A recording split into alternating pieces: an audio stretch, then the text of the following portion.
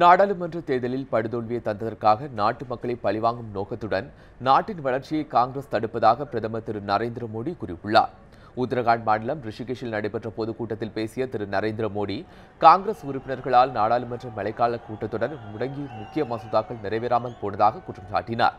ஆக்கப்பூர்வமான எதிர்க்கட்சியாக செயல்படுவதற்கு எதிர்மறை அரசியல் செய்வதற்கும் வித்தியாசம் உண்டு என்று கூறிய திரு மோடி, காங்கிரஸ் எதிர்மறை அரசியல் நடத்தி வருவதாக கூறினார்.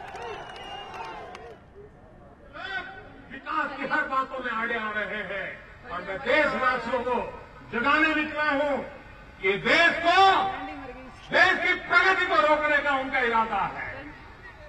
भाजपा को नहीं रोक पाए तो अब देश को रोक।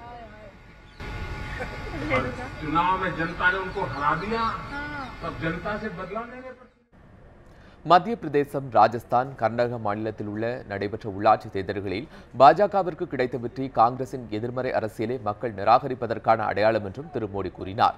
நாட்டில் உள்ள அனைத்து கிராமங்களுக்கும் 2022ஆம் ஆண்டிற்குள் 24 மணி நேரமும் தடையற்ற மின்சார வசதி கிடைக்க நடவடிக்கை எடுக்கப்படும் என்றும் பிரதமர் திரு மோடி தெரிவித்தார்.